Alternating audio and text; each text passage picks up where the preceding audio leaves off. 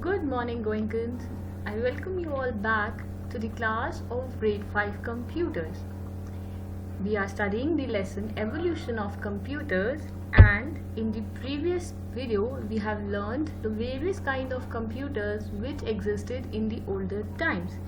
Today we are going to learn how to categorize those computers. So the topic for today is generation of computers. First, let us discuss what do you mean by the word generation. The word generation is the state of improvement or development of a product or human beings. For example, we have various generations living in our houses, like your great-grandfather, then your grandfather, your father, and then you. So these are the 4 generations which exist in your house. All 4 of you have some common features, but every generation or every new generation is more smarter or advanced as compared to the previous generations. Similarly, the different advancements in the field of computer technology have made us to create different generations of computers. And you know what? With each generation of computer, the size of the computers reduced, but their efficiency, their smartness, and their power increased. And till date, new discoveries are done to make an advancement in the field of computers. So let us now see how many generations of computers are there. The first generation of computers were developed in the year 1940 to 1956. Then from the year 1956 to 1963 were the second generation of computers.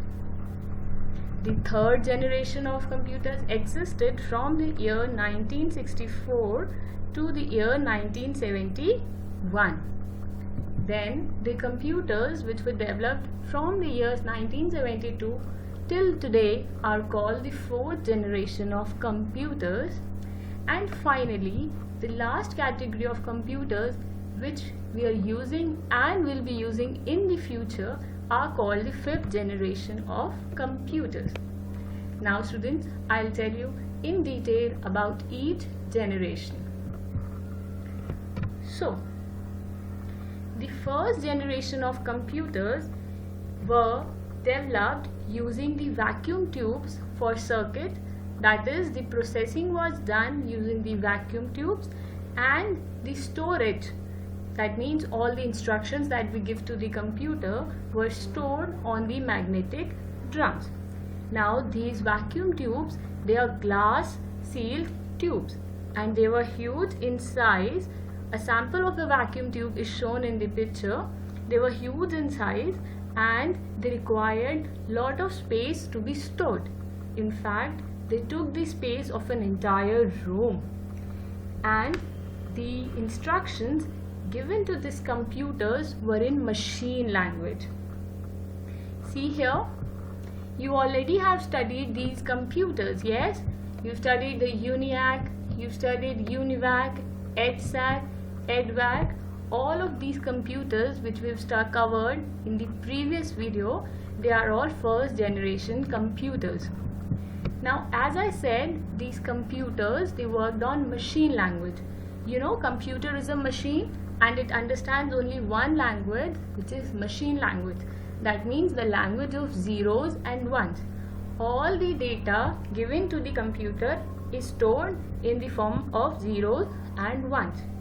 And the first generation computers, they were very slow as they could only solve one problem at a time. Also, being very large in size, they could not be taken from one place to the another, and they were very expensive. They also needed air conditioning because they radiated large amount of heat and could only be kept under proper cooling conditions. Hence, these computers were not very reliable, so the computers were given a new advancement and we got the second generation of computers. These computers were built from the year 1956 to the year 1963. You know what? They used the transistor in place of the vacuum tubes. Transistor was a smaller device and it reduced the size of the computers also. The second generation computers, they produced the outputs very quicker as compared to the first generations. In fact, the speed of the computers was very high in the second generation of computers. Also, they did not use the machine language. Instead, they use a special language which uses English codes called the assembly language. Now, this language was very reliable and hence the systems became more efficient. Now see here, these are the examples of some second generation computers. The second generation computers were also used by business houses and different kinds of data working companies. Also, these computers' speed and memory was high as compared to the first generation of computers, and also they were less expensive.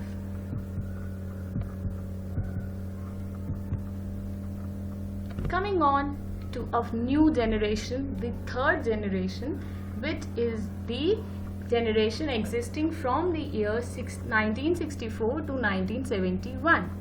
This generation did not use vacuum tubes, they did not use transistors, but they used small chips called integrated circuits. Yes, see here on the screen what small kind of chips they are. Very small circuit. Now all the functionality of your computer was stored inside this integrated circuit.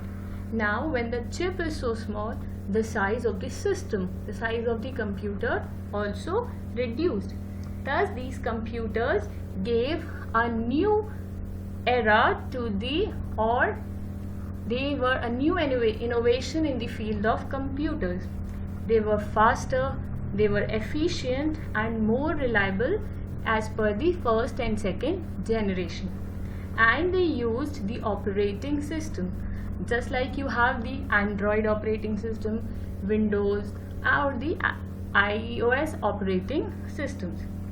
Now, to give instructions in the third generation of computers, special languages were used which were more friendly to the humans. And these examples of these computers are the IBM 360 or the CDC computers. As you can see, these computers are smaller in size, but they were much more faster as compared to the previous generations. Moving further, we have the fourth generation of computers which we are using currently. This generation worked by combining lot of integrated circuit together on a single chip which is called a microprocessors. In the third generation you studied about ICs? Yes, the same ICs were clubbed together to form a microprocessor which we call a CPU. This microprocessor made the computers so small in size that they could be carried on a hand. Yes, the laptops, the palm tops, all these are example of fourth generation computer. The first fourth generation computer was built by IBM in the year 1981. These computers, they have very high storage, and the best thing was that they could be taken from one location to the other. That means they were portable, and hence this led to the development of personal computers which we all have in our houses these days. It can be affordable at home and can be used for a lot of functions. Yes, and to give input to these computers, you use a mouse, a keyboard or a scanner. and for the output you have your monitor and printers. Yes, so this is the most efficient generation of computers we have now, and we hope that the scientists will further create new generations. Now look here at the example of the 4th generation computers. Your desktops, your palm tops, notebooks, iPads, laptops, all of them are the 4th generation computers, and not only the work of a human has reduced, it has greatly led us to form the internet. Yes, the internet was first created on the 4th generation of computers. You know why?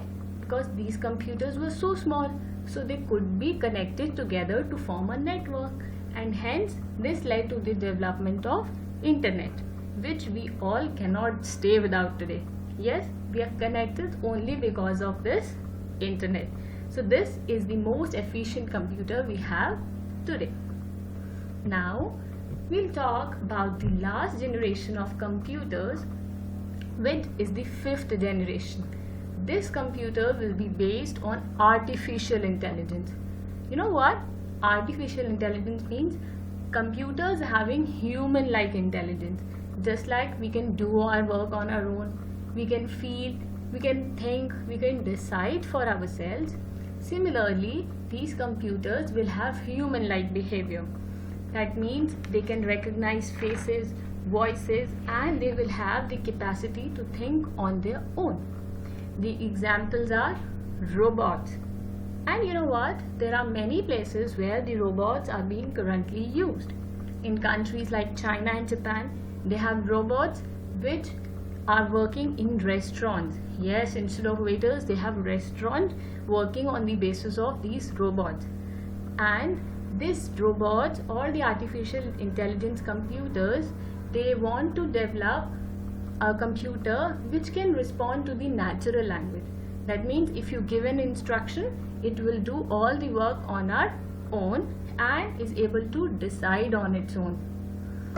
See here, this is how the robots are going to look like.